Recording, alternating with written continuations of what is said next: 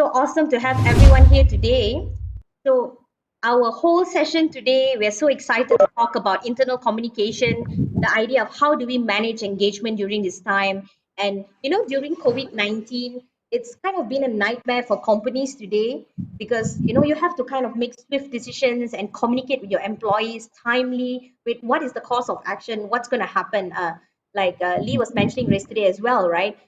Singapore decided to come up with different policies and making their workers now work from home. So during these times, it can leave people feeling kind of, in Singapore as well, in Malaysia, right? This whole change, this cultural shift, working from home, people can be left feeling frightened, confused. I don't know how I'm going to work using this whole new system of working from home. We're not sure whether we have any infrastructure available. How do we now communicate to our employees? How do we communicate to each other in this time of crisis, right? So today we're going to look at how do we manage communication effectively. And the first question that I want to bring up, but before we bring up that question, right, maybe we can know a little bit more about our guest speakers today.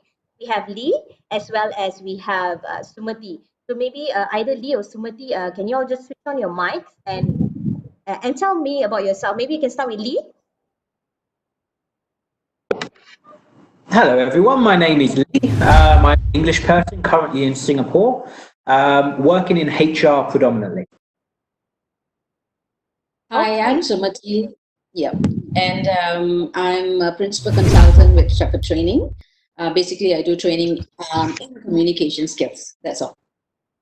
Awesome. Thank you so much. So, before we go into the question, I just want to give a bit of an intro to the Me series. The focus of the Me series is actually to kind of build on that personal as well as professional development, which we feel everyone needs, especially during this time of COVID-19. So, we hope that this session will help people kind of deal with the issues and the situation of working from home and how to kind of deal with communication effectively during this time of crisis. So, let's start off with our first question, right? So how is it like to communicate in a time of crisis? Maybe Sumathi, you can start off. How do you think it's like to communicate at this time? At this point, I think for in moments like this, the most important thing is communication. The staff wants to know what's happening. Is the office closed? Is the office open? What should we do? What shouldn't we do? Right.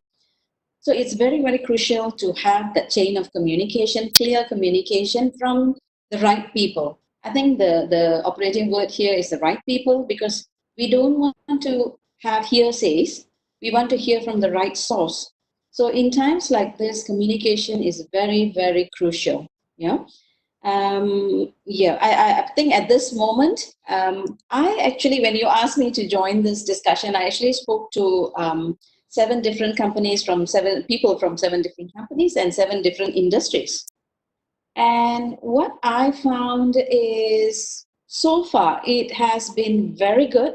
The response has been very good. Everyone felt like communication was very good. And there is no miscommunication, no misunderstanding. They know exactly what to do. Yeah. Okay, that's great. That's great. Can we have Lee to tell us what do you think?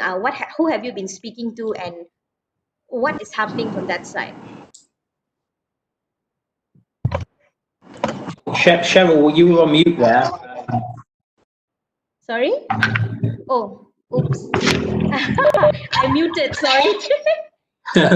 So yeah, Lee, sorry, can you tell us about what's happening from your side, right? How are you communicating in the time of crisis right now, where you're at in Singapore, right? It's a completely different arena completely.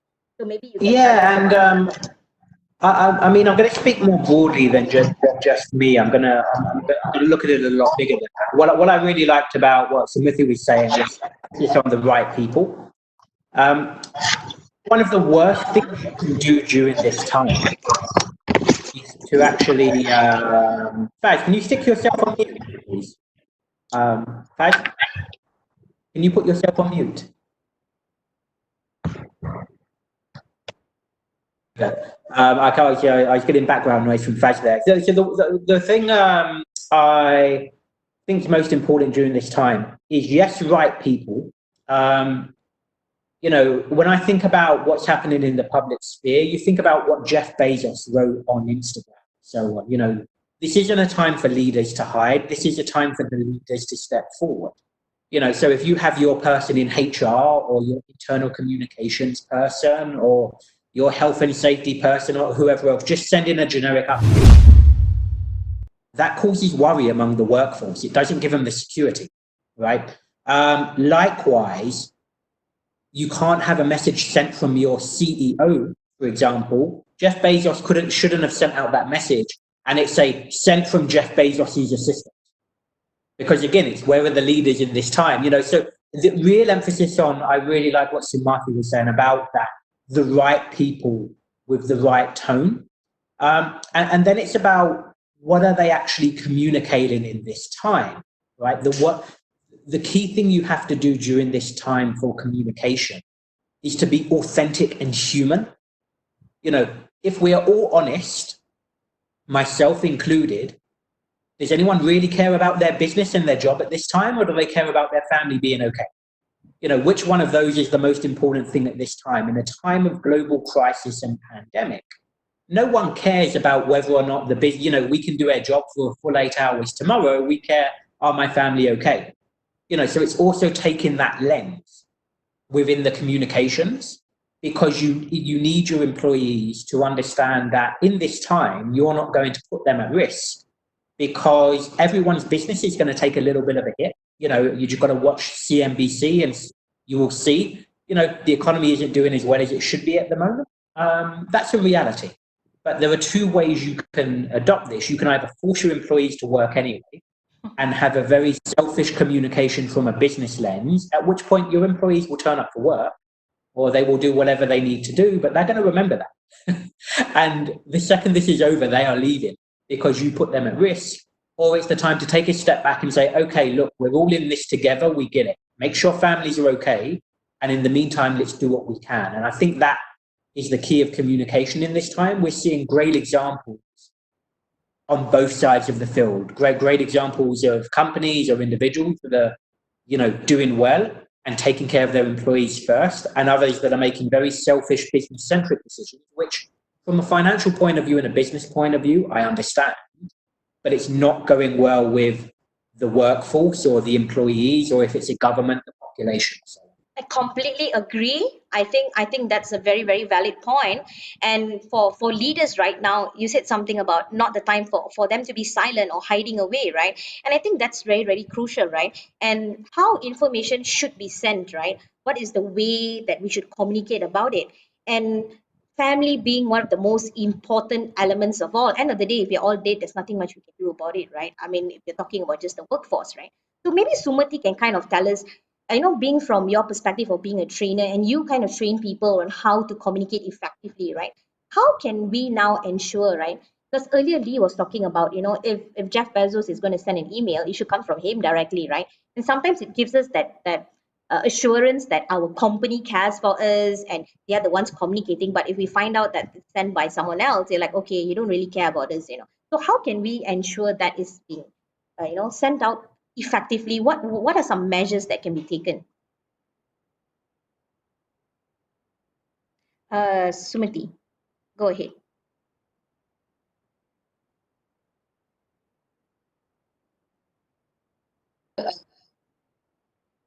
Respondents I spoke to, they are a huge manufacturing company. Mm-hmm. And what I saw was the information was cascaded beautifully, right? So when the MCO, the Movement Control Order, was announced, the higher management, the management team, they got together, they had a meeting, and each division, the VP of each division cascaded the information to their managers, the managers cascaded to their supervisors cascaded to their staff. And how do they cascade the information is through, now we have emails, WhatsApp groups, right? So within seconds, everyone knew what was happening. And when it comes from their own supervisors, their own managers, then it lends the credibility. So in this age, I don't think there is any problem in disseminating information. It was fast, it was authentic. So that is why I say it has to come from the right source. Yeah. So that was done very beautifully. cascading of information was done very beautifully. Yeah, and I am glad to say that that 7 companies that I spoke to the people, all of them gave me a very assuring tone where they said that information was fast, was quick, was accurate, and there was no confusion. They knew exactly what to do. They knew exactly where they have to go and so on, right? To an extent where this company, they are actually a consultant, consultancy in terms of auditing, finance, risk, and so on. They even had guidelines on what to do if one of their team members is tested positive, what to do when he is hospitalized, what to do in case even to death, right? So everything was spelled out like what the other should do, shouldn't do, right? So when you have clear information like this in place, so there is no confusion and people know exactly what to do. And I think this boils down to good leadership. That is very important. Yeah. So I think in the other people I spoke to, one was the managing partner of a legal firm. They had also discussed this, what they should do prior to the announcement of the MCO. So the staff knew exactly what should be done. Yeah. So in that sense, because this is not something that happens suddenly, right? COVID-19, it started way in December. It has been going on and on and on. Just that we were not sure whether it's coming towards to our shores, right? And finally, when it came and we saw the cases increasing, then bam, we had the MCO, right? So in most leaders, they were already preparing the staff, the team on what to do. If this happens, what to do. So in one company, they even had a crisis team. In fact, a few of the companies, they have crisis team. I did not know this. So not only for this, but for any crisis like a fire, like a flood and so on, right? So that team was represented by people from different divisions, different departments. So when you have an issue, when you have a real crisis like this, they know exactly what to do. So this is very, very important for organizations to have a crisis team represented by people from different various divisions. This is very important. Thank you, Sumathi. That's amazing, right? What you're saying about how we need to put systems in place. But Yes. sometimes in times of uncertainty, right? Not every, I mean, a lot of companies do have things in place, communication plans, crisis plans, but how many actually has on outbreaks or diseases that are pandemics, right? So I don't know how many of the companies were actually ready to actually cascade that information down. No doubt that, we knew it from December. How many actually felt that this was something serious that is going to impact Malaysia or even Singapore, right? But even in terms of if we have the crisis plan in hand, right? So I just wanted to bring the question to Lee. How do you think that that chain of information can actually be sent on? If you think about it, Lee, did y'all play that game when we were kids, right? Where you kind of whisper into someone's ear and Oh, you yeah. message go around. What happens as that message goes, right? How accurate can that be, and how do we ensure that there's some level of accuracy when it reaches that bottom line, right? What can we do? I mean, how do we ensure that?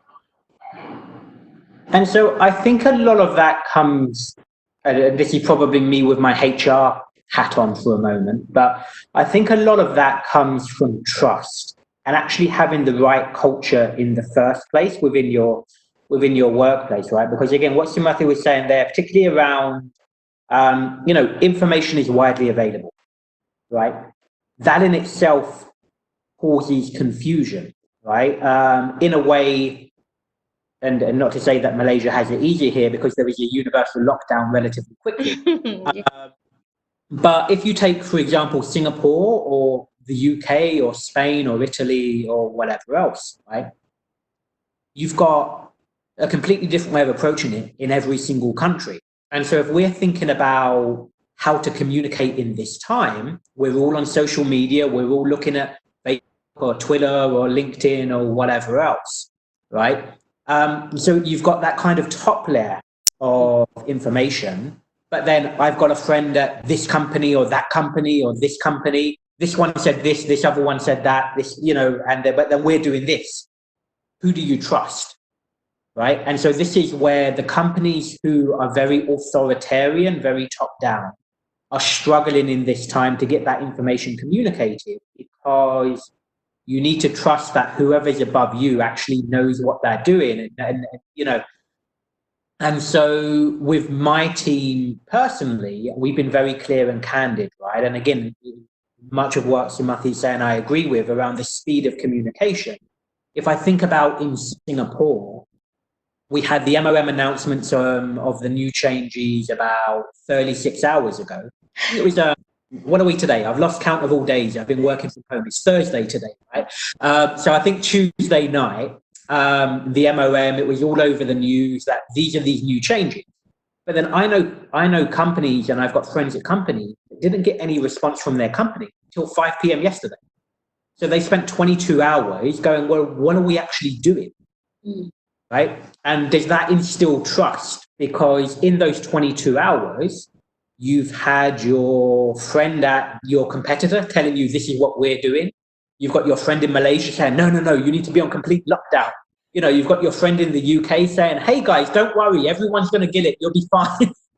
You know, and so that's the key when it comes to this, because you can have the best communications plan in the world. I could get a message from the CEO, the COO, my senior leadership team member, my direct manager.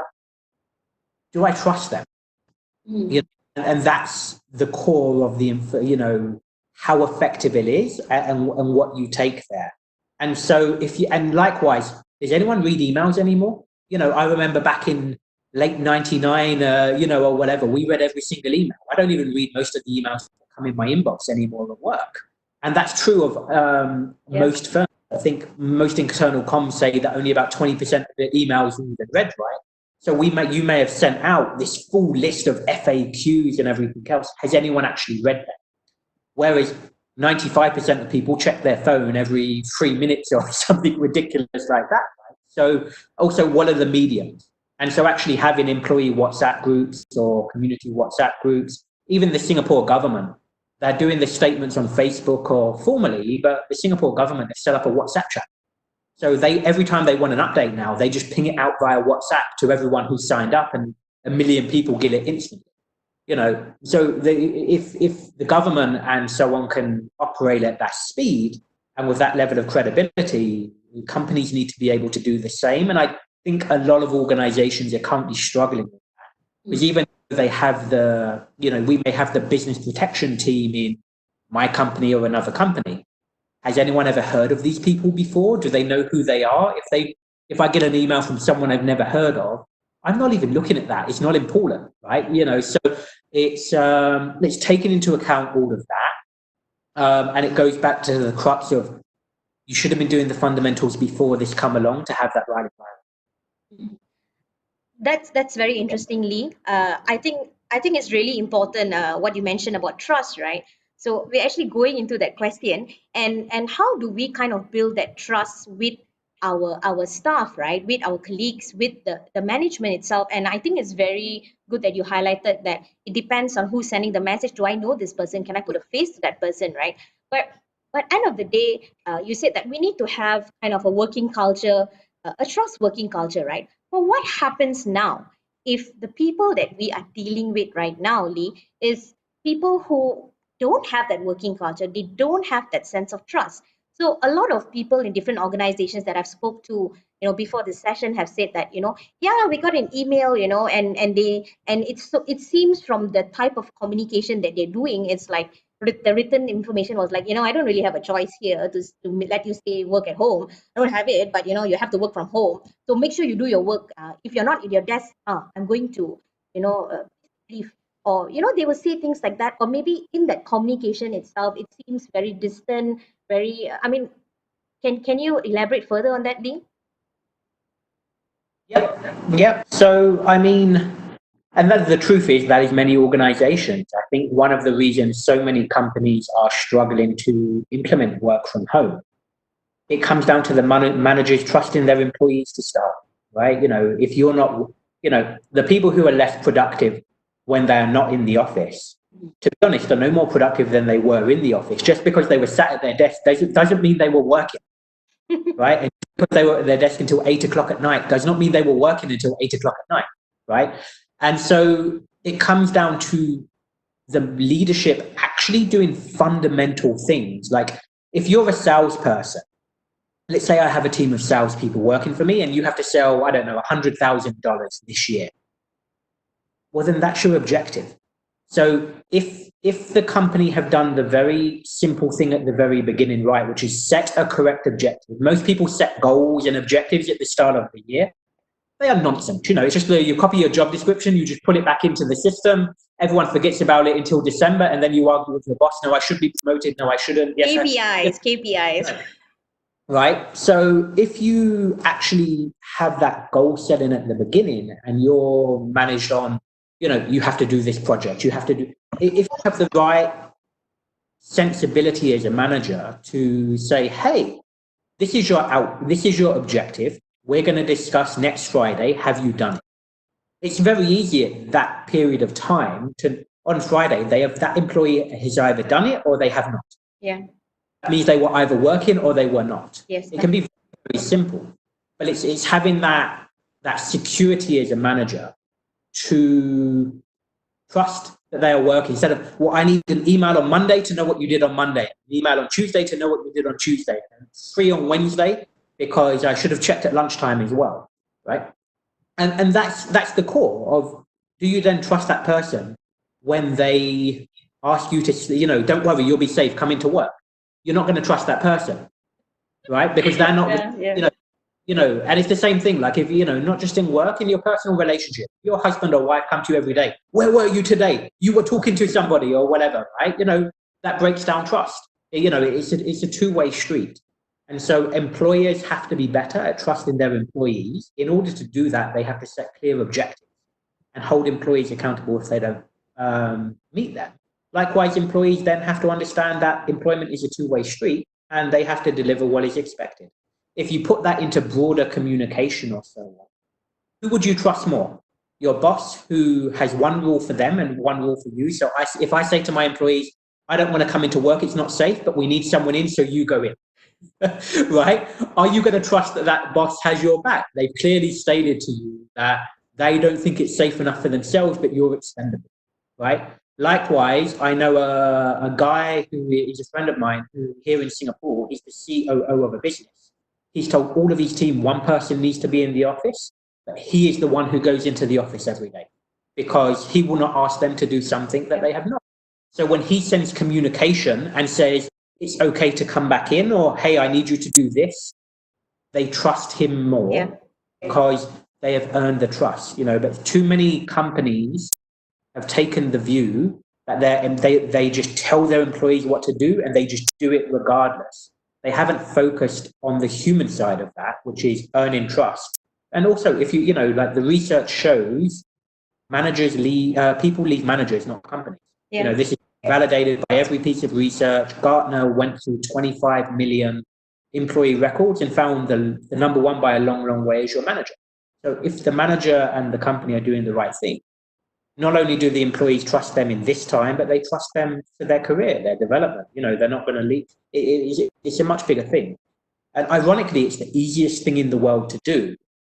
It just involves people having to put their ego and their need to say, I am this title and I am the boss to one side. Definitely. Thank you so much, Lee. So just moving on to Sumathi. Sumathi, I have a question to ask you, right? I wanted to ask you, what do you think when it comes to this landscape of trust? You work with a lot of leaders, right, in Malaysia, right? And what is that landscape of trust currently? And how do you think we can kind of, based on what Lee said, right, how can we get now managers to communicate effectively and kind of lead by example? What are the kind of tone? What are the kind of in terms of the written aspect as well as the spoken, what can they do? Maybe platforms that they can use. Could you maybe advise us on that? What can we do further to kind of build that trust with our employees so that they trust us and they know, like Lee says, you know, I'm here for you. You know, I'm going to be like when you talk about war, right? The people right in front. I'm going to be the one in front. I'm going to set an example, and if it's safe, then you come along. So how do we kind of communicate that in different modes of communication? How do we build that trust? in times like this, the most important thing is the tone that you're sending out. It should be more of an assurance that things are going to be okay. Now we are not talking about job security, but we are talking about things are okay for now. Most of them are working from home, and so the information is cascaded in very simple language tone so that everyone can understand. Not only it's the language is not very high flying, and everyone can understand, and they can even understand the feelings and emotions of the managers, right? And I think like what Lee said just now, trust is both ways. And at this moment, the staff, the subordinates just need to trust the managers and rely on what they are saying. And Lee also mentioned just now, like sometimes you hear competitor companies talking about this, talking about that, right? So from what I found is most of them, they have been told that whatever it is, the directions come from us. Listen to us, right? If you have, and most of the companies also have contact numbers of people you should call if you need any clarification. So you don't call, any random person in the company. You have designated people. One of the companies that I spoke to, they have about 5,000 staff, not only in Malaysia, but also in China, in Vietnam, in Indonesia. So what they have is they have a small crisis team in each country, right? And these teams coordinate with each other and they all give the same information. And within the country itself, you have like different divisions, different departments cascading the information. So this is very important. They all should sing the same song. They should be sending out the same message. So that is very important. Yeah. Okay, thanks, Sumati. So there is a question from Fariza Shuko. She says, "Hi, Lee and Sumati. How do we develop leaders to have more empathy?" Especially at these times, right? What if they're not that sort of a boss? They don't have, like I said earlier, they're not used to that working culture. Hi, Fariza. So very, very interesting question Fariza has brought up. How do we develop leaders to have more empathy? Sumati, you wanna talk about it a little before we ask Lee what he thinks? Yeah, I think, yeah, okay. This is something like Muller's topic actually. Yeah. But yeah, what I would say is we just need to put ourselves in their shoes. Yeah. So you might be very less in your EQ, but in times like this, you too have family. You too can understand the feelings and emotions the staff would have. Like, how would you like to be communicated to? So that is very important, putting yourself in their shoes and understanding how information is given to you, right? That is very, very important, I think. Yeah. I'll let Lee answer this first. Let me think about it. Sure, sure. Thanks for it. Thank you, Sumati. Cool. Okay, let me have a go. So, look, I'm a strong believer that the truth is 95% of us as humans, we're extremely selfish individuals, right? Like fundamentally, when it comes down to anything, all of our natural instincts, other than those 5% of us that deserve to be saints and martyrs and whatever else, are, we're all, how does this affect me? Right. So whenever I try and deliver any sort of change, you've got to frame it accordingly. Right. So how do we develop leaders to have more empathy? Why would they do that? That is the first question. And what do our leaders care about? The truth is, our leaders, from a workforce point of view, they care about business performance and profit, right? So my answer to how we develop leaders for that is very simply show them the statistics, right? Which is, I may be 1 or 2 percentage points out here, but there was a study done on all of the workforces globally who win the Great Places to Work awards and all of that kind of stuff, where these are awards that aren't voted for because the company paid money to be nominated. There is a result of the employees actually voting that their company cares about them, treats them well, and is a great place to work, right? And if you look back through the companies that are nominated on that versus the companies that are not, and you look at their share price performance, since like 1985, I think the ones who are voted as great places to work because they have empathy and prioritize their employees first, their share price grows at 16% a year, 16% a year. It may be 1 or 2 percentage points out, but that was roughly it. And the ones that do not, their share price grows at 6% a year. So there's almost almost 3 times faster your business and share price will grow if you put your employees first. And there's a great, and people think that this is new. This is not new. I think it's Alcoa, the big aluminium miner. They never used to be as big as they are. And back in like 1980 something, their new CEO decided to prioritize one thing. Their number one objective as a business was not costs, was not profitability. It was workplace safety. And so, a lot of people were very, very upset by that. A lot of shareholders, no, what do you mean safety? No, we want more money. But by prioritizing workplace safety, their business results, their revenue grew 500% in like the next 10 years or 5 years or something, because all of a sudden the people knew they were looked after and they therefore worked harder. They stayed with the company longer, they're more productive, they have the security. The Human Capital Leadership Institute are running courses on this. Companies where leaders are employee-centric first, they put employees' concerns above business results, they make more money. It's that simple. Because if your boss is going to say to you, hey, work 18 hours a day because we want to make more money, are you going to work that hard? No.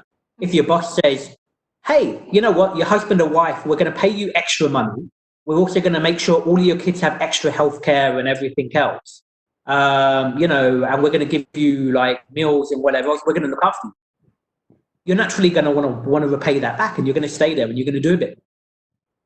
And that's human nature. And so it's a very simple discussion with leaders to show them the statistics.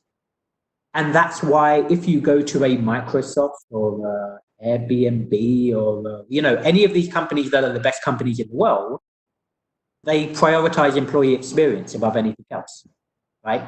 The companies that don't and who get stuck at 50 people or 100 people or, a few hundred people, every management style has a cap, except for one that is empathetic, because who is going to stay at these companies for longer? Are you going to stay with a boss who treats you like crap for 10 years, or are you going to stay with a boss who treats you amazingly for 10 years, right? It ties into everything the organization does. The organizations that win and have been winning since the 80s know this is true. The ones who struggle, why can't we retain people? Why can't we keep people? Why can't we do more? Well, treat your people better. It's literally that simple. All of the statistics and research back it up.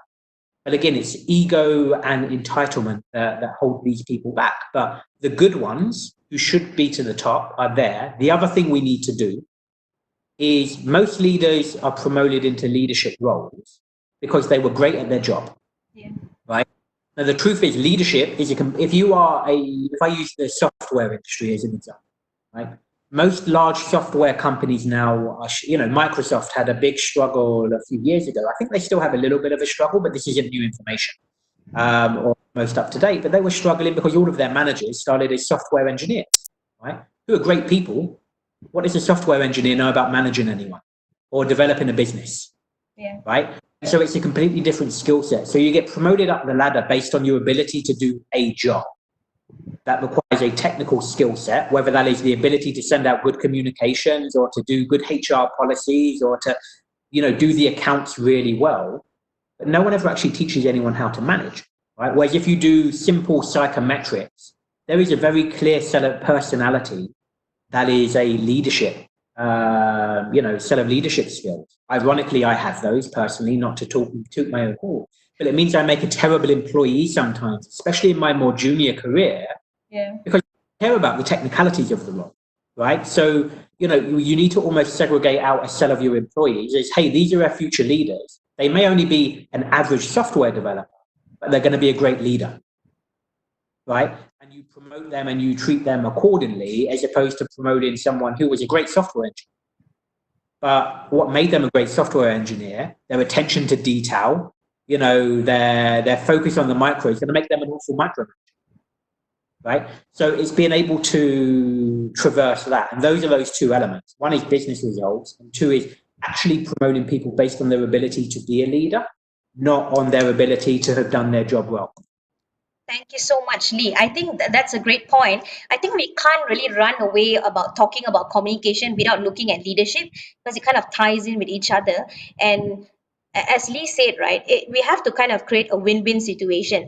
Essentially, if you think about it, yes, they are a business, right, and they want to make profits.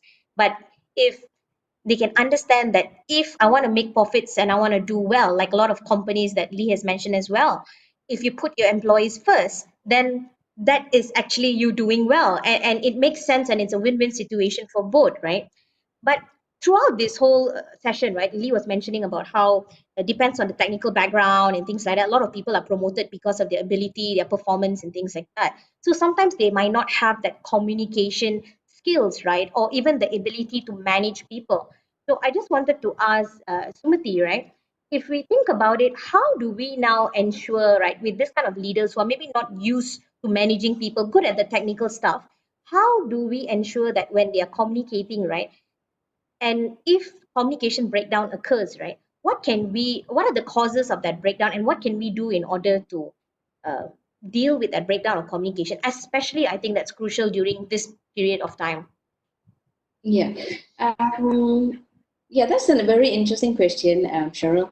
Like what Lee mentioned just now, you could be a very good salesperson, you could be a very good accounts person, but doesn't necessarily mean you're a good leader, right?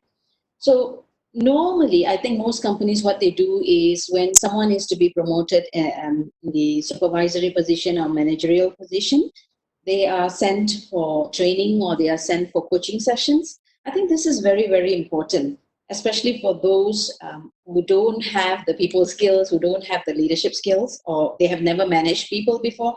This is very important because only by attending courses, this is for those who don't have the people skill, yeah? So they will learn the importance of communicating well with people, importance of having better EQ, importance of having the team spirit, yeah.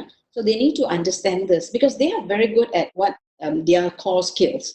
So this is an essential skill, communications, and by improving your skills in communications, you are able to have better leadership skills, yeah. Otherwise you're going to be a leader who's always barking and shouting at the staff, and the productivity is there, the profits are there, but the relationship in the team may not be very good, and you would see a lot of turnover, a lot of people leaving the company, and you are sitting here wondering why.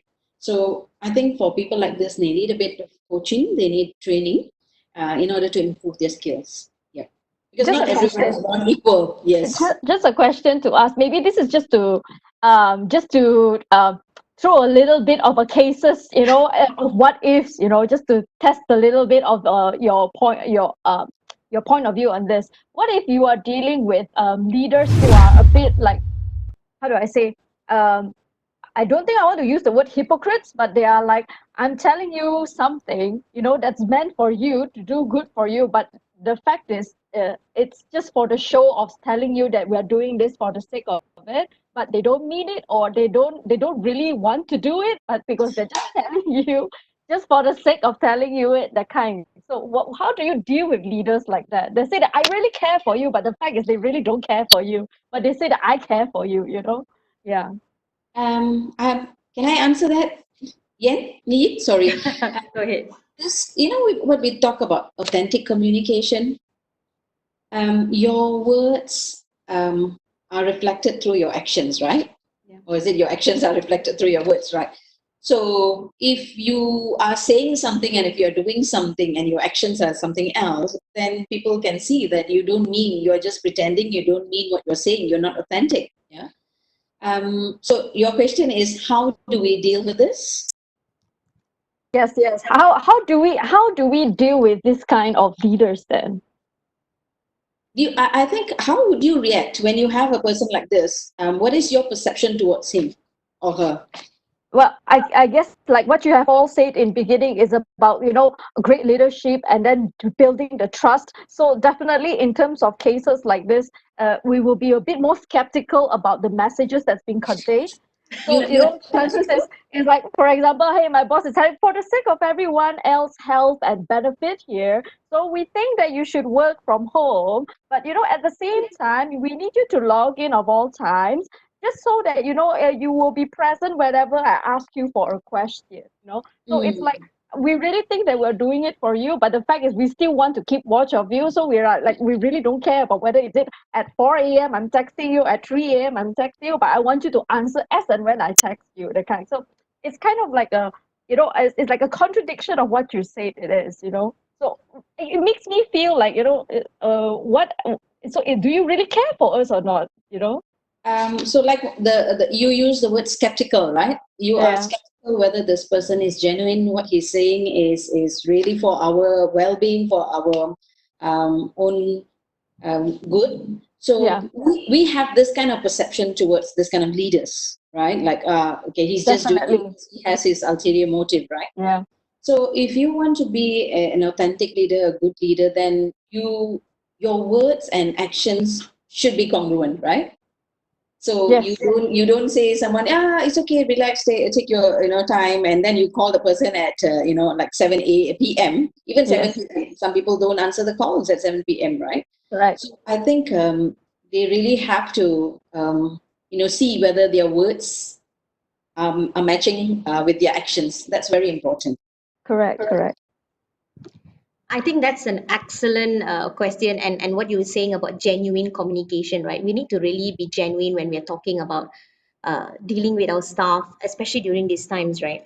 But if we think about it, right, a lot. I had a training this morning talking about how to cope with stress from working from home just before this, right?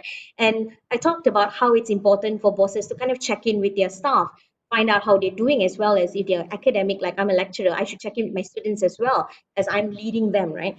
But how do we ensure that checking in is one thing and micromanaging is another, right? Because basically what he is saying is that there's a lot of micromanagement, and maybe sometimes because of that ineffective communication, maybe they're trying to kind of check in. Maybe I don't know. Some are not genuine, of course, but maybe when the words that they use or how frequent they kind of like, Lee was saying WhatsApp is really good. I completely agree. But at some point, like, how often do you WhatsApp someone? For work purposes, right? How often do you message them at 3 in the morning or email them and say this needs to be done, get it done by, early morning? How do we find that balance now when we are communicating to the employees or to our staff or team members, right? I know it's a really tough question. How do we find that balance? Maybe Lee, you wanna comment on that? Cool. Yeah. So again, for me, it just comes back to trust, right? Like, if I let me give you a specific example of my team, right? I have a monthly meeting with all of my team for an hour to have. Well, we don't talk about day-to-day work. We talk about big picture. How are they doing? How are they feeling? Etc. Etc. Etc. Lee, Right? sorry, is this during COVID-19 or as a norm? For me, this is just as normal, Okay. right? And I also meet with my team. We have an hour meeting every Monday. We have a weekly team meeting to check in. How are we doing? These are the objectives we're working to. This is what we said we're going to do. Where are we at with each of these, right? Outside of that, my communication with my team is ad hoc. Something comes up in the week. Hey, this has just happened. We need to check in on X, Y, or Z. Or likewise, I tell my team, if you need any help, guidance, whatever it is, reach out to me. Yeah. That is it. That is the amount of communication I have with my team on a weekly basis. I could potentially only talk to a member of my team, especially in this current work from home environment, if everything is going swimmingly well, as part of a team call every Monday and once a month for an individual one-to-one, unless there are issues that come up. Either deliverables haven't been hit, urgent project, they needed help with something. But again, it's just having so I've got in place a loose framework where we know when we're going to communicate and what is expected of each of those, what relates to work, what relates to the individual, and so on. But why do I need to talk to them every morning, lunchtime, and evening? Right? And this is part of my thing with managers or leaders. Do they not have anything else to do? right? And I genuinely, like, I've had bosses before who say to me they want to be copied in on everything else, or, you know, whatever. Like, do they not have a day job? Like, the leader should be leading. So how do they have time to check in every few hours? What are you doing now? Did you send this email? I need to read that message. I need to see this. Like, that to me says that this person here isn't doing their job, right? And so I think I want to add on to that, Lee. I think there's also, it's true, like you said, don't they have anything else to do but to check on us at every hour or every day? But this is what I've been hearing as well. I've been hearing a lot of top management during at such lockdown time. They really have nothing to do because they are all waiting for the responses from their employee side. So what they usually do is just check on them and say, hey, how are you doing right now? Hey, can you give me a report? You know, yeah. Right. And if I answer that as a manager myself, right, like, my BAU activity in terms of my day-to-day is a lot lighter than it is. Yeah. But what I was working on before this session and what I'm working on after this session is I've taken a step back as a leader, because my job is to look at the work we're doing, and I've got about 15 or 18 different projects that I've identified that could be done. You know, there's this business process that, you know, it's really, really manual, and my team are always complaining they have to do this all the time manually. It takes a lot of time. Well, now I have time to actually fix that, right? So again, it comes down to who is the manager or the leader, and what are they doing in that time? Because if all they're doing is waiting for their employee to send some work, what I'm saying to the CEO of that business is, hey, you can make this person redundant. You don't need them, right? Because if all they're doing is checking the work, you don't need that person. And I think that's going to be one of the biggest, as we move more to the future of work and this type of environment becoming a lot more normal, a lot of these people are going to end up redundant, because all of a sudden, you know, you start to look, what is the value they bring? You know, you pay them more than anyone else, but what do they actually do?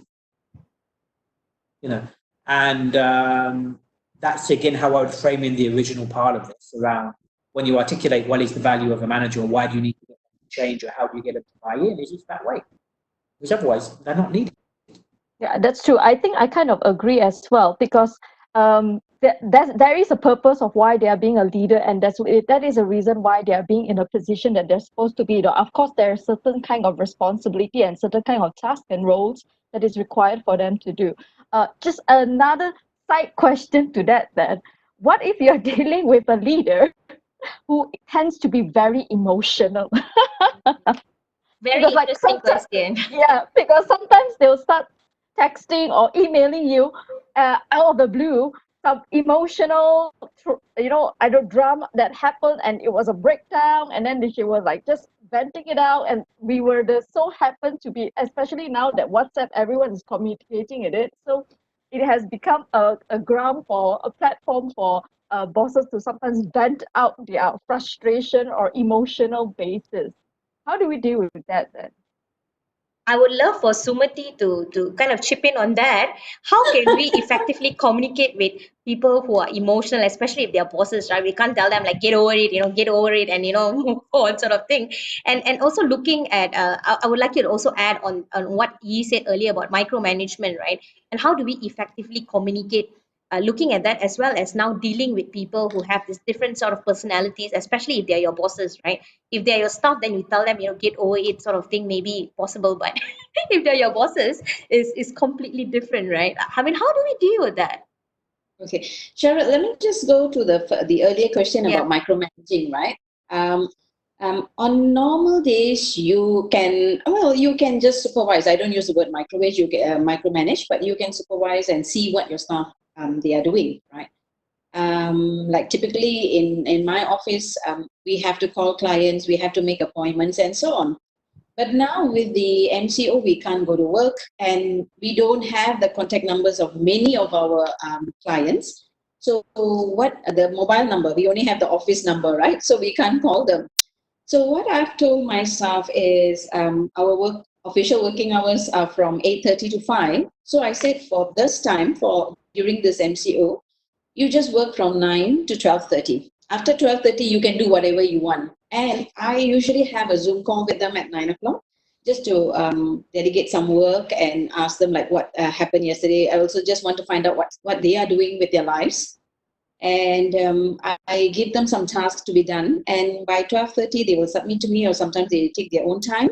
And I can't possibly monitor from where I am now, right? I have to just trust them and let them spend some time with their family as well. Yeah. Sometimes when I'm talking to them, I can hear the grandmother is saying something and then the nephew is saying something. So, they are working from home. We understand. We can't monitor much on that. But as long as they can work for me up to 12:30, that's fine. Yeah. So you can't really micromanage anyone at this time. They are in the comforts of their homes, right? Coming back to emotional managers, leaders, like what you said, um, that is very interesting. I think to a large extent, I think Lee, you're very privileged because your boss, your colleague finds you a comfortable person to speak with. Yeah, I mean, I tend to look at it in a positive manner. And I think it's not a weakness on her point, because at any one time, we need to vent out our frustration, whether it's a manager, whether it's a big boss or whatever. We all have our own fears, right? So I'm not sure what is the nature of her grievance that she was sharing with you. But it's just that we all are, at the end of the day, we all are people with emotions, with feelings, and sometimes we just want to vent out our frustrations, yeah? And maybe she thinks you're an understanding person, someone she feels comfortable sharing this with. I look at it that way. Yeah, it's Sumathi, not that a would be sign great. of weakness. It is great if it's only to me. That means it means that we have a great bond between our boss Yes. and my boss and me. Unfortunately, it's a group, so it's not to me directly. I think it's to everyone in the group per se. So in a way, I feel that it kind of makes me feel like again back to the whole mentioning that you guys are saying, like choosing the right person to actually to be a manager, because Yeah. it's not to put you in as a person just because you have all these great skills that put you as a right manager. It's also really a matter of a person who really knows how to manage and lead to be the manager. Because if I to me as an employee, if I'm working with someone who I know that they can't handle stress and they tend to break out so often, it kind of makes me doubt, like, can this person really be qualified to actually manage me if she can't even keep in check with their own emotions? That's how I feel. Yeah, I think if it's with one person or one or two people, it will be okay. But can I just know very broadly what is the nature of the grievance? Yeah. The grievance. Sometimes it could be, I mean, in our group, maybe someone may have accidentally done something that is not according to what the boss has required them to do, or maybe perhaps we all as a group tend to ask questions like, why should we do this, or why should we be having this, and then it somehow triggers that to like break it into like, oh, just I'm doing this for everyone's sake, so just bear with it. And so just I've been doing a lot of frustration right now, I've been going through a lot of stress, so just listen to what I say. Just do. So I'm like, okay. it is I getting a bit out of hand. Yeah. Yeah, I think there's a lot of frustration out there. Yeah. Thank you, Yi and Sumati. I think one thing which is very interesting is what Lee said as well as Sumati said, right? Sometimes it's good to have emotions, but Lee also mentioned that um, a leader can come from many different backgrounds, right? And I don't think, I mean, there is always this argument of having a born leader and, you can nurture a leader. And I believe Sumati said sometime earlier that that's why they have those trainings, right? So maybe for those kind of bosses, I believe if they have good performance, they have good skills, maybe those are some options of what we can look at, so that now when they communicate with their staff, maybe they can learn better how to communicate without you can still be emotional to a certain extent without like venting out to a point where it makes your staff feel like they are kind of suffocating or choking as well. So maybe if we can find that kind of balance, it would be great. And just to kind of bring it back, and I think one good thing, I always feel that we should bring it back to the positive, right? So during this whole COVID-19 period of time, where managers are trying to learn, leaders, organizations are kind of learning how to communicate with their staff. For some of them, it's something new, learning to trust, learning to let go. Whether you like it or not, you kind of have to let go, right? How can we try to now impact the morale of our staff right now? How can we communicate that, we want to boost that morale up during this time, and not just about work, because your work is one thing, but Lee was mentioning as well, is you, right? Like when you speak to your staff, you go like, hey, hi, how are you? How are you all doing? You also have that part. So how can we further kind of boost that morale? Maybe Lee, you can comment on that a little. Yes. So for me, I wouldn't say there's a silver bullet, right? It's just being authentic, right? It goes back to what you were saying, what SUMATHI's been saying, what I've been saying earlier, is the communication authentic? Because that depends on how it's received, right? I wrote an article a few months ago, which was on how, when a lot of the time managers think they are praising their team, they're actually insulting them, right? And it can be, the manager thinks they've ticked the box and they've gone, for example, Cheryl, if I ask you, I say to you today, hey, it's 1 o'clock. I need you to do this by 3 o'clock, right? And then you do it, and I'm like, oh, well done on a good job. You're like, you're not feeling well done on a good job. You're thinking, hold on a minute, you gave me 2 hours and I was meant to go on lunch. I don't care about your praise. You've known about this for 4 months. So the manager thinks they've ticked the box, saying well done to the employee on a good job, but the employee takes it a completely different way. Yeah. Because, the true underlying intention was, I don't care if you've got a lunch break or not, I need this done by 3 o'clock, right? So if we want to boost morale for our employees, genuinely care about your employees. I have one of my employees at the moment. He's on paternity leave. I message him every day, as I've been doing before this situation. Hey, how's the wife? How's the baby? Is everything okay? Right? I hope that employee feels like, because I genuinely hope that him and his wife and you son are okay. But it's got to be authentic. If you as a manager genuinely don't care about your team and you treat your team badly all the time, and then you try and phone up and, hi, are you okay today? How are you? And you're very fake and not authentic. So it's like a script, right? It's not really. Right. Yeah. Exactly. Right. And so it's to pull away, I'm a strong advocate of, I don't like senior leaders who have their own office. Right. Because it instantly creates a barrier between you and your team and us and them. Right. So, I am the authority and you guys do what I say, versus you sit with your team, you will work together. Yeah. Right. And so if you are integrated into that team, my team know about my family situation, who's where and so on. So the checking in and building that morale is easy, because if I say to someone, well done, or hey, we've got to do this, or, whatever, that message goes through, because as SUMATHI said, it's congruent with my day-to-day behavior. Right? But if your boss, who is, emotional and screaming at you, then tries to phone you up or send you a message and, hi, are you okay today? The employee's natural reaction is, well, okay, what's the trick here? What are they going to say, Yeah. And that, for me, the lens I take through it is, it's just, if you're a manager, you should care about your team anyway. You can have a selfish lens to that of, I want my team to be well because I want them to get business results. That's okay, but you should still then genuinely care that your team are okay because it serves the bigger purpose. So it just comes back to that authenticity. Thank you so much. SUMATHI, would you all like to add on? This is a very tough question, Cheryl. You know why? Because on one hand, you want to think, as a boss, you want to think of the welfare of your staff, whether they are okay, they have not contracted anything. And on the other hand, you have to worry about your production, your sale, your profits.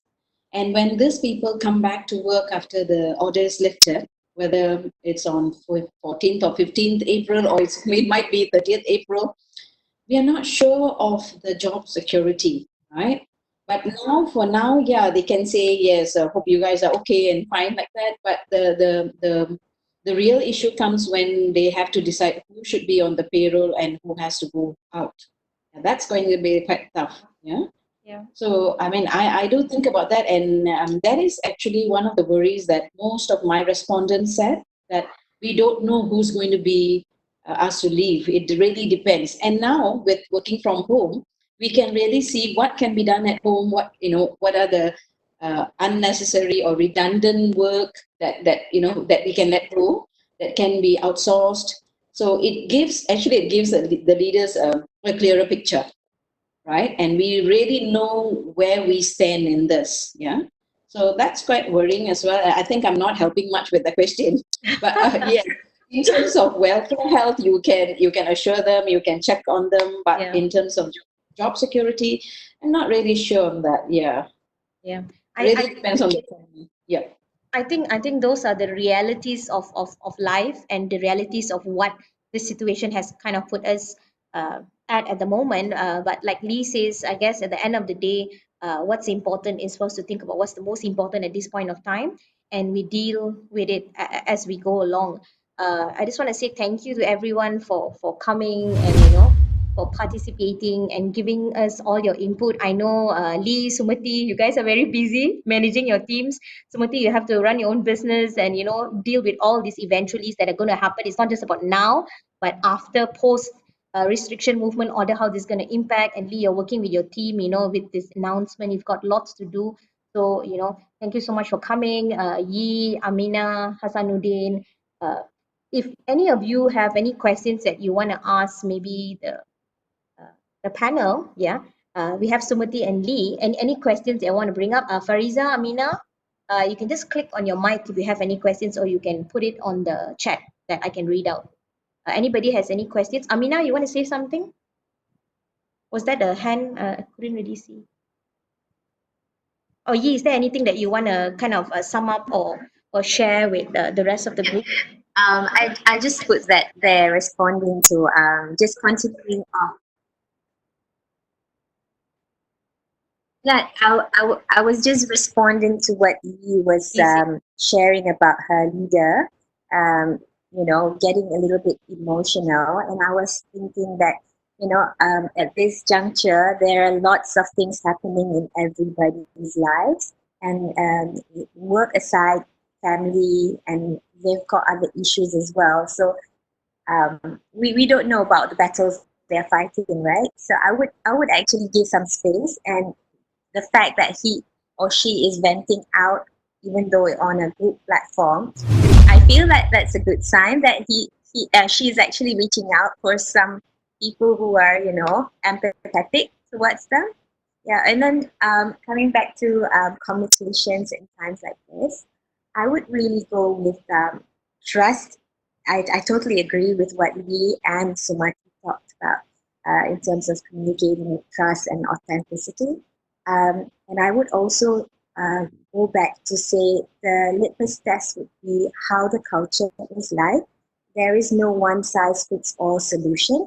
So it's pretty much how you deal with your people before, and you have to actually just have that continuity in terms of culture and all that. So, if all the while you have always given him that freedom of working independently, and then now that you're working from home, and then you're going to switch it all together and start checking on them every hour or so, I think that's not going to work, and vice versa. So, yeah, it really has to be a good, smooth transition, even though you're trying to take the company into a different dimension, because this is the new normal, right? So yeah, everything should be done, quite seamlessly, and you'll have to listen to what the culture of the company says. That's all I have. Thank you, Dr. Amina. Thanks for the feedback and the comment. Fariza, do you want to say something or add on further to our discussion today?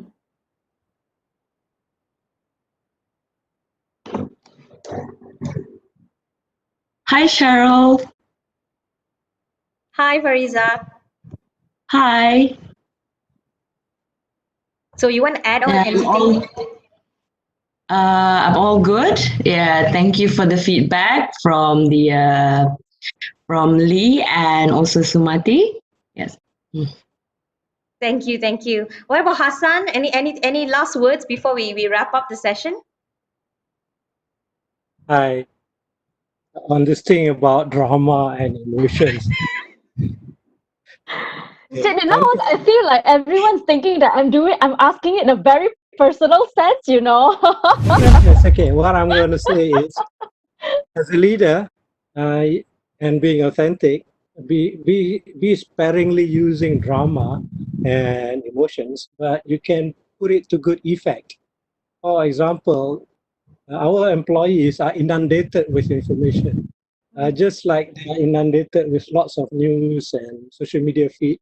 How do you have a clickbait that they want to read yours? So it could be a dramatic title or a dramatic or emotional start to a certain message that you want to say, to allow them to go on reading. But be that as it may, the drama must be relevant and coherent to your main So we topic must of the message. use it effectively, right? So going back to effective communication then.